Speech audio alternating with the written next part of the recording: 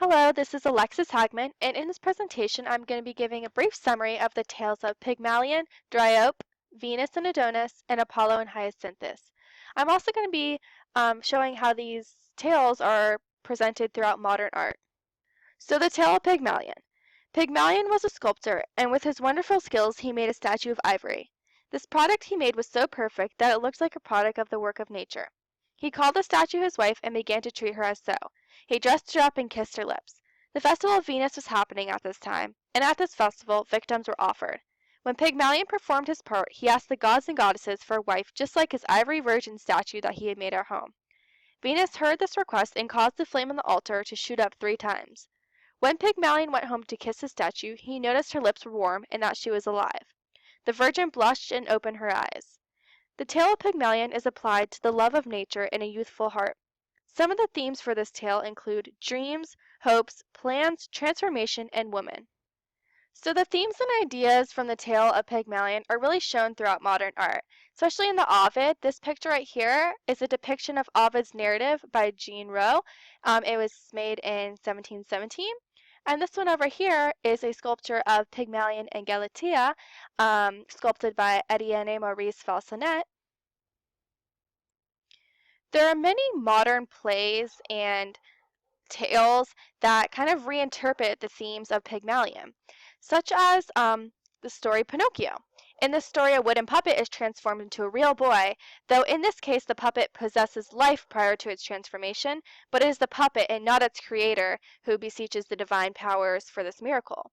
Also, in the final scene of William Shakespeare's The Winter Tale, a statue of Queen Hermione, which comes to life, is revealed as Hermione herself. And in George Bernard Shaw's play, Pygmalion, this is a modern variant of the myth. The underclass flower girl Eliza Doolittle is metamorphically brought to life by a phonetics professor, Henry Higgins, who teaches her to refine her accent in conversation and otherwise conduct herself with upper-class manners in social situations. This is a modern painting of Pygmalion by Jean-Baptiste Regnault. It was painted in 1786.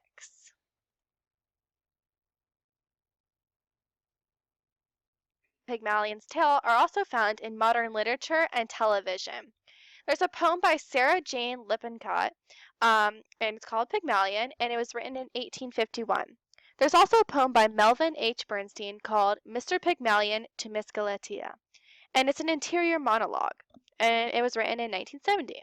There's also a play by Henry James called The Portrait of a Lady. And an American TV series called My Living Doll portrays a female robot whose creators attempted to transform her into a perfect woman. In the tale of Dryope, she had a sister named Io, and one day they strolled on the bank of a stream. They were intending to gather flowers that would be used for forming garlands for the altars of the nymphs. Dryope carried a child and gathered some lotus plants to offer to her baby. Io noticed that there was blood dripping from where Dryope had snapped the stem. The plant was in fact the nymph lotus, who, running from a base pursuer, had been changed into plant form. Dryope then found her feet rooted to the ground, and she began to turn into a lotus tree plant herself. She was now unable to move and only asked that her baby visit her and call her mom when he grows up. So some examples of Dryope found in modern art is this drawing over here, and it's Dryope transformed into a lotus tree, extracted out of Ovid's Metamorphoses. This painting over here is by Evelyn Pickering de Morgan, and it was made in 1850, and it is called the Trara date. In the tale of Venus and Adonis, Venus was playing with her son Cupid one day, and was wounded by one of her arrows. Before it was healed, she beheld Adonis, and was captivated with him. Adonis was dearer to her than most things she once loved. Now she rambled through the woods, chasing Saphine. She was sure to steer clear from wolves and bears, and also urged Adonis to watch out for them too. Adonis ignored this, and threw his spear at a wild boar, and the beast drew out the sword with his jaws, and overtook and killed Adonis. Venus heard Adonis's cries, and ran over to his dead body. She said his blood shall be turned into a flower, and she sprinkled the nectar on his blood. In an hour a flower sprang up, but it was short-lived. It is said that the wind blows the blossoms open, and the petals are then blown away. The theme of this tale is love. So here are a few examples of Venus and Adonis found in modern art. This over here is from the Wallace collection, and it is Pierre Paul Prudhon's Venus and Adonis. piece. And over here is Titian's Venus and Adonis piece from the Prado Museum and Art Gallery, made in 1554. There are also some modern stage adaptations of the tales of Venus and Adonis, such as in 2004, the Royal Shakespeare Company staged Venus and Adonis with marionettes. Also, the doom metal band My Dying Bride used extracts of the poem in the song For My Fallen Angel on their 1996 album Like Gods of the Sun.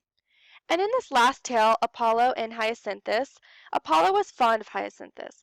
One day they played a game of quoits together, and Apollo sent it high, and Hyacinthus ran to catch it, but it bounced up and struck him on the forehead. He fainted and fell, and the god tried all of his art to fix the wound, but the hurt was beyond his power.